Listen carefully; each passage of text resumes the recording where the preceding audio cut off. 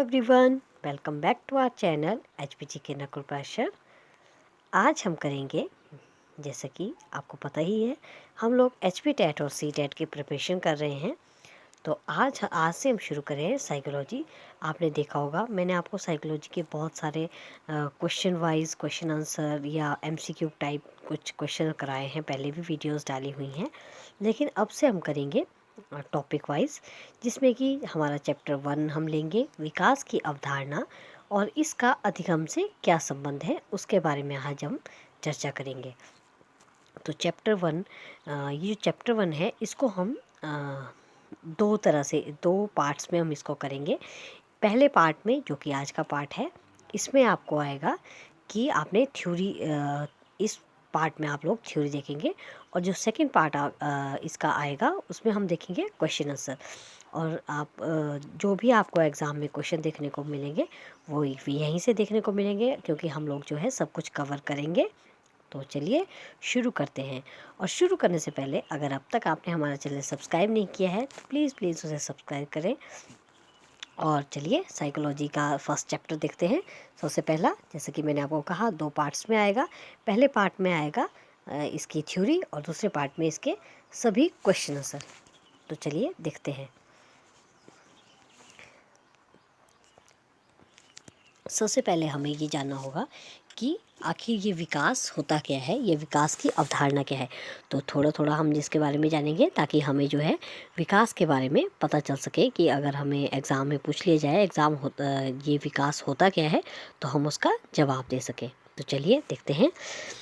विकास एक ऐसी प्रक्रिया है जो कि निरंतर चलती है। तो आप याद रखिएगा, विकास एक सतत प्रक्रिया है, और ये जो आपने याद रखना है वो है, विकास की प्रक्रिया एक सतत प्रक्रिया, यानी कि कॉन्टिन्यूस प्रोसेस है। एग्ज़ाम में कई बार क्वेश्चन ऐसे ही पूछा गया है कि ये जो है एक कंटिन्यू प्रोसेस है। नेक्स्ट, इसका जो सेकंड हम देखेंगे अब उसके बारे में। विकास की प्रक्रिया में बालक का जो विकास की प्रक्रिया होती है, उसमें हम क्या क्या देखते हैं, बच्चों का क्या स्टडी करते हैं। शारीरिक विकास, क्रियात्मक विकास, संज्ञानात्मक विकास, भाषागत विकास, संवेगात्मक विकास और सामाजिक विकास, ये शब्द जो है इसमें शामिल होता है विकास में। शारीरिक, मानसिक, भाषात्मक और संवेगात्मक, ये सभी विकास जो है ये शामिल होते हैं बच्चों के विकास की अवधारणा में। अब चलिए थोड़ा सा और जान लेते हैं।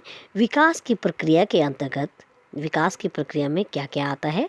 रुचियाँ, आदतें, दृष्टिकोण, जीवन मूल्य, स्वभाव, बच्चे का स्वभाव कैसा है, उसका व्यवहार कैसा है, इत्यादि, इन सब को जो है ये विकास में शामिल किया जाता है। अब हम जानेंगे वृद्धि और विकास में क्या अंतर होता है, ये हम देखेंगे। तो चलिए देखते हैं वृद्धि और विकास में अंतर। तो वृद्धि और विकास में अंतर स्पष्ट करने को बहुत बार आया हुआ है, तो चलिए देख लेते हैं। सबसे पहला, वृद्धि।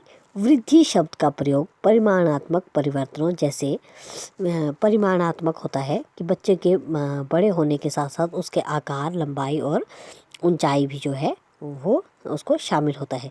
तो याद रखिएगा, वृद्धि में क्या होता है कि वृद्धि शब्द का प्रयोग जो है परिमाणात्मक परिवर्तनों के लिए किया जाता है। जैसे कि बच्चे बड़े तो हो रहे हैं, तो उनका आकार कितना लंबा हो रहा है, आकार या मोटे हैं या पतले हैं, लंबाई या ऊंचाई, ये सब जो है वृद्धि में शामिल है। अगली तरफ देख लेते हैं, विकास। विकास का प्रयोग जो है, विकास शब्द का प्रयोग ये परिणामात्मक परिवर्तनों के साथ साथ व्यवहारिक परिवर्तनों जैसे कि कार्यकुशलता। अब आपने देखा होगा कि बच्चे जब जैसे जैसे बड़े होते हैं, तो हम देखते हैं कि उनका कार्यकुशलता, किसी कार्य को करने में उनका कितना वो अपना उनका कितना जो है यूज़ कर रहे हैं अपने शरीर को, कितना काम में, कोई अगर काम उनको दिया जाता है तो वो कैसे उस काम को करते हैं, इस चीज़ को देखना, ये है विकास। आपने देखा होगा, हमने देखा कि वृद्धि शब्द का प्रयोग करते हैं परिमाणात्मक में, लेकिन विकास शब्द का प्रयोग करता है परिमाणात्मक परिवर्तनों के साथ साथ और उनके व्यवहारिक परिवर्तनों के भी साथ साथ। यानी कि इससे पता चलता है कि वृद्धि जो है ये विकास का एक अंग है। नेक्स्ट देख लेते हैं, वृद्धि विकास की प्रक्रिया का एक चरण होता है। वृद्धि जो है, जैसे आपने देखा होगा, वृद्धि एक समय आने तक जो है ये बंद हो जाती है, लेकिन विकास जो है वो निरंतर चला रहता है। तो वृद्धि विकास की प्रक्रिया का एक चरण है, इसका क्षेत्र बहुत ही सीमित होता है, जबकि विकास हमने देखा निरंतर चलने वाली प्रक्रिया है और इसका जो क्षेत्र होता है वो विस्तृत होता है। नेक्स्ट देख लेते हैं। पॉइंट 3 है, वृद्धि की क्रिया आजीवन नहीं रहती। ये भी हम पहले ही देख चुके हैं कि वृद्धि जो है ये जो है जीवन पर्यंत नहीं चलती है, जबकि जो विकास है वो जीवन पर्यंत चलता है। नेक्स्ट है, बालक की शारीरिक वृद्धि हो रही है, इसका अर्थ यह नहीं है कि उसका विकास भी हो रहा है। तो ये ऐसा नहीं समझना है कि अगर बालक की शारीरिक रूप से वो वृद्धि कर रहा है तो उसका मानसिक विकास भी हो रहा है, ऐसा ज़रूरी नहीं है। हो सकता है बच्चा शारीरिक रूप से तो विकसित हो गया है, लेकिन मानसिक रूप से अभी भी उसका मानसिक विकास नहीं हो पा रहा है, तो वो जो है कई बार पिछड़ा भी हो सकता है। तो बालक के विकास के लिए भी वृद्धि आवश्यक नहीं है, लेकिन बालक के विकास के लिए जो है ये वृद्धि आवश्यक नहीं है। तो ये दोनों जो है आप याद रखिएगा कि विकास जो है वो जीवन पर्यंत चलता है और वृद्धि विकास का एक अंग है। नेक्स्ट देखते हैं, विकास की अवस्थाएं। अब हम जानेंगे विकास की अवस्थाओं के बारे में। विकास की अवस्थाएं बहुत सारी हैं, जैसे कि गर्भावस्था, शैशवावस्था, बाल्यावस्था, किशोरावस्था, प्रौढ़ावस्था। लेकिन जो सबसे इम्पोर्टेंट, जो कि एग्ज़ाम में पूछे जाते हैं, उन क्वेश्चंस के बारे में हम उन अवस्थाओं के बारे में हम ज़्यादा स्टडी करेंगे। तो चलिए देख लेते हैं विकास की अवस्थाएं। शैशवावस्था, बाल्यावस्था और किशोरावस्था। मैंने आपको कहा है कि पहले मैं थ्योरी करवाऊंगी और उसके बाद जो सेकंड पार्ट रहेगा उसमें मैं आपको इसके क्वेश्चन से कराऊंगी। तो चलिए देखते हैं विकास की अवस्थाओं के बारे में। सबसे पहले है शैशवावस्था। तो चलिए शैशवावस्था के बारे में, इन्फेंसी स्टेज के बारे में पढ़ लेते हैं। जन्म से 6 वर्ष तक की अवस्था को शैशवावस्था कहा जाता है। तो जन्म से 6 वर्ष तक की अवस्था है उसे क्या कहा जाता है? शैशवावस्था। इसमें जन्म से 3 वर्ष तक बालक का शारीरिक और मानसिक विकास बहुत तेज़ी से होता है। तो जन्म से 3 वर्ष जो होते हैं, इसमें बच्चों का जो शारीरिक और मानसिक विकास होता है वो बहुत ही तीव्र गति से होता है। शैशवावस्था में अनुकरण या दोहराने की तीव्र प्रवृत्ति पाई जाती है। शैशवावस्था में अगर आप मैरिड हैं और आपका कोई छोटा बेबी है तो आपने देखा होगा 1 से 3 साल तक के बच्चे जो होते हैं वो बहुत बार दोहराने की, मतलब कि जो भी टीवी पे देखते हैं उसको इमिटेट करने की कोशिश करते हैं। आप में से कितने स्टूडेंट हैं जिन्होंने छोटे बच्चों के साथ एक्सपीरियंस ऐसा किया होगा? तो मुझे ज़रूर बताइएगा कि शैशवावस्था में आप देखेंगे कि बच्चे अनुकरण यानी कि इमिटेशन, यानी कि जैसा आप करेंगे बिहेव वैसा ही वो भी करने लग जाते हैं और बार बार किसी चीज़ को दोहराने की जो है प्रवृत्ति बच्चों में पाई जाती है। तो ये शैशवावस्था में होती है। इसी काल में बच्चों का समाजीकरण भी प्रारंभ होता है। जैसा कि आपको पता है बच्चे थोड़े बड़े हो जाते हैं और उनको समाज में, जैसे कि दादा दादी, नाना नानी, इनसे जो है बच्चों का समाजीकरण प्रारंभ हो जाता है। नेक्स्ट है, इस काल में जो है, यानी कि अब जैसे जन्म से 6 वर्ष तक इन्होंने बताया, तो इस काल में क्या होता है, जिज्ञासु प्रवृत्ति कि ऐसा क्यों है, क्या क्यों, हर बात पे क्यों का बहुत ज़्यादा यूज़ करते हैं। आप ज़रूर बताइएगा अगर आपके साथ भी बच्चे कभी ऐसा करते हैं। छोटे बच्चे जिनकी उम्र 1 से 6 साल 3 से 6 साल तक होती है, वो बहुत ज़्यादा क्वेश्चन करते हैं कि ऐसा क्यों है, हम झूले में क्यों बैठ रहे हैं, या आम का रंग पीला क्यों होता है। ऐसे बहुत सारे क्वेश्चन हैं जो कि बच्चे करते हैं। तो उनकी जिज्ञासु, क्यूरियस होते हैं बच्चे हर चीज़ को जानने के लिए। तो आपने बच्चों को जो है, अगर ऐसे बच्चे आपको मिलते हैं तो उनकी क्यूरियसिटी को जो है आपने कम करना है, ताकि बच्चे जो है और ज़्यादा क्वेश्चन करते रहें। नेक्स्ट है, मनोवैज्ञानिक दृष्टि से यह भाषा सीखने का। और एक बात और, अगर 3 से 6 साल तक का बच्चा है, जैसे कि हमने बोला शैशवावस्था जन्म से लेकर 6 वर्ष तक की अवस्था है, लेकिन 3 से 6 साल तक के बच्चे का जो भाषा सीखने का जो टाइम होता है, ये बहुत ही सर्वोत्तम अवस्था होती है। इस समय में आप बच्चों को कोई भी भाषा सिखा सकते हैं। नेक्स्ट है, यह काल शिक्षा की दृष्टि से सर्वाधिक महत्वपूर्ण काल है। तो ये जो टाइम होता है ये बच्चों का शिक्षा की दृष्टि से बहुत ज़्यादा महत्वपूर्ण टाइम होता है। अब हमने कर लिया शैशवावस्था, अब हम करेंगे बाल्यावस्था। तो चलिए बाल्यावस्था देखते हैं। बाल्यावस्था 6 से 12 वर्ष तक हमने देखा, जन्म से 6 वर्ष तक कौन सी अवस्था आई, ये आई आपकी शैशवावस्था। अब है 6 से 12 वर्ष तक की अवस्था को बाल्यावस्था कहा जाता है। बाल्यावस्था के प्रथम चरण यानी कि 6 से 9 वर्ष तक के बालक की लंबाई और भार दोनों बढ़ते हैं।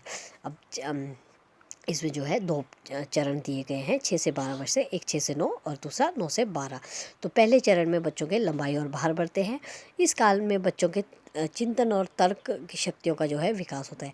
बच्चे जो है फैक्ट्स पर विश्वास करते हैं और चिंतन मतलब कि उनकी सोचने की शक्ति जो है वो बढ़ जाती है इस टाइम पे। इस काल के बाद से बच्चे पढ़ाई में रुचि लेने लगते हैं। आप याद देखेंगे आप कि 6 से 9 साल तक के जो बच्चे हैं इस टाइम पे जो है बच्चे पढ़ाई में रुचि लेने लगते हैं। अगला है शैशवावस्था में बच्चे जहाँ बहुत तीव्र गति से सीखते हैं। आपने देखा होगा शैशवावस्था में हमने देखा कि बच्चे बहुत ही तीव्र गति से और बहुत ही जिज्ञासु प्रवृत्ति के होते हैं। तो वहीं पर इसके अपोजिट जो बाल्यावस्था है वहाँ पे सीखने की गति थोड़ी सी धीमी पड़ जाती है, यानी कि मंद पड़ जाती है।